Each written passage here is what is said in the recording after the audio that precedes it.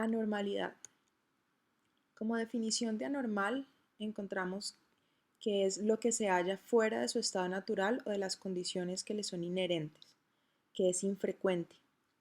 Esto generalmente está asociado con una connotación negativa, como se puede ver en esta otra definición, que tiene un desarrollo físico o mental inferior al que se considera normal. Y ahí pasamos a lo que es la conducta anormal.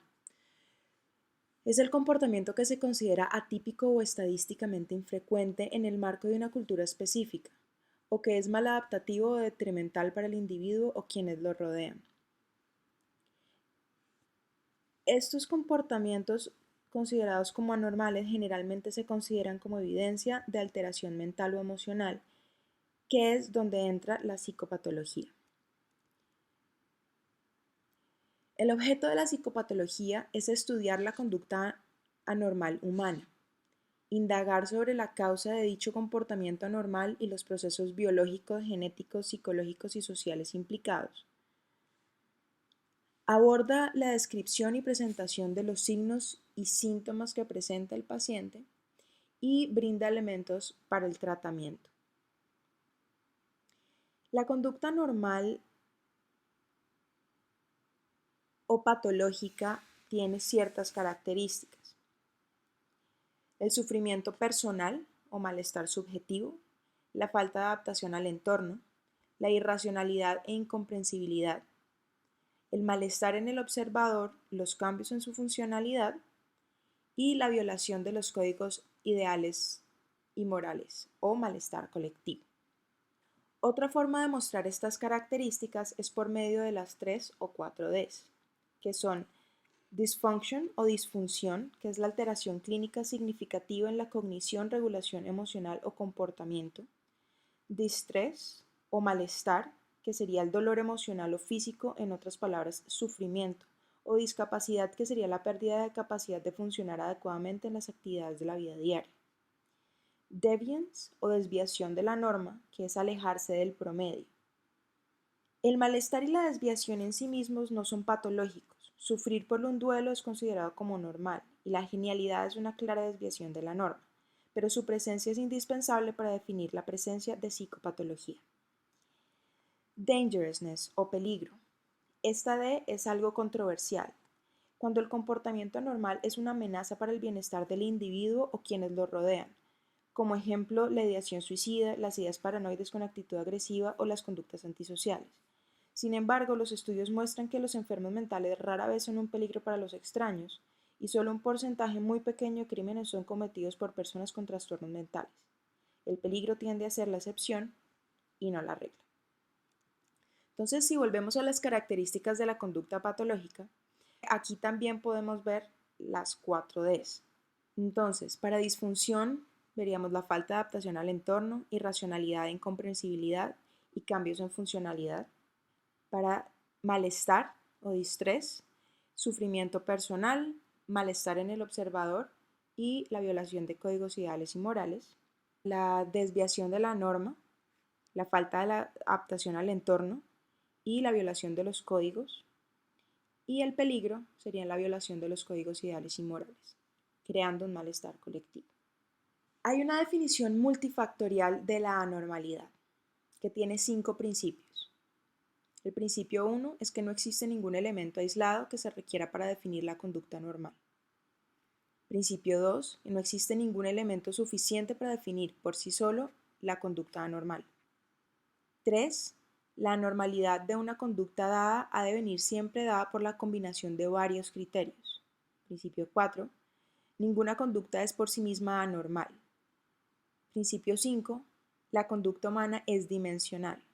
Hay una variación en el grado de expresión de la conducta. Estos principios se reúnen para dar a entender que un solo síntoma o un solo signo no nos va a hablar de psicopatología y que tenemos que evaluar estos síntomas y estos signos dentro de un contexto tanto cultural como individual.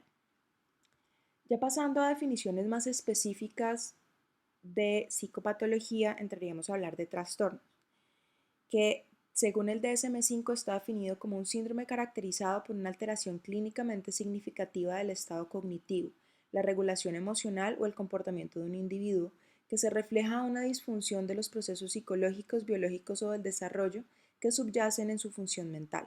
Habitualmente los trastornos mentales van asociados a un estrés significativo o una discapacidad, ya sea social, laboral o de otras actividades importantes.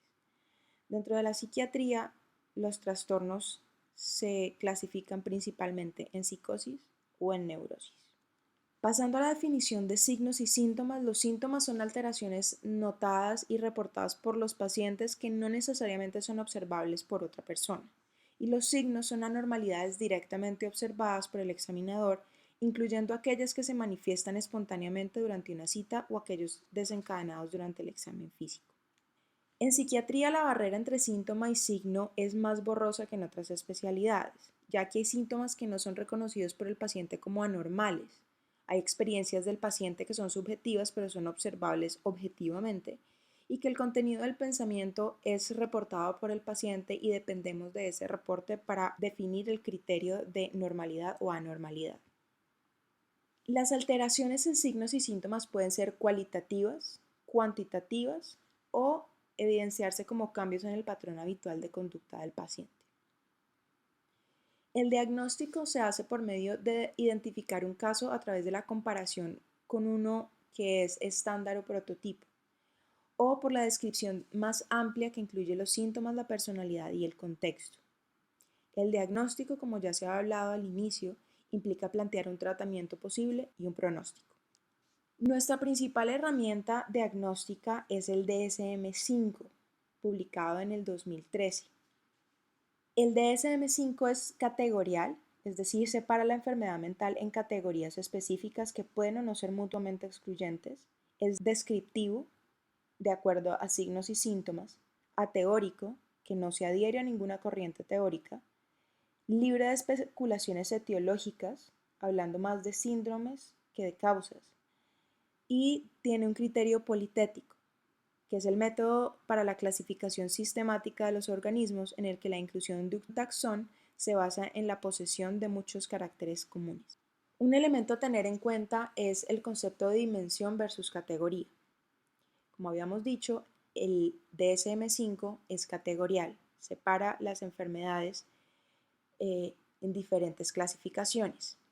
Sin embargo, no hay evidencia sólida en las neurociencias que soporte claramente la enfermedad mental como entidades categóricas separadas y mutuamente excluyentes. Las enfermedades mentales se sobreponen. En esta gráfica podemos ver cómo un síntoma puede presentarse en varias entidades o categorías, viendo que la discapacidad cognitiva se puede presentar en la discapacidad intelectual, en el autismo y en la esquizofrenia.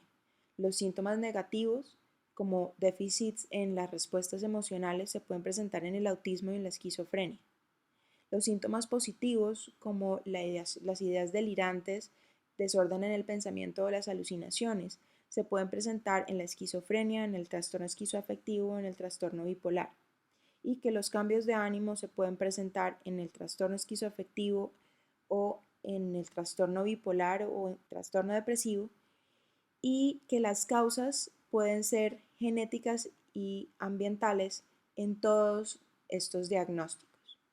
Es por esto que es muy difícil hacer una buena definición y clasificación de lo que es normal y anormal, lo sano y lo patológico. Y también es difícil definir dónde está la línea y quién debe ponerla.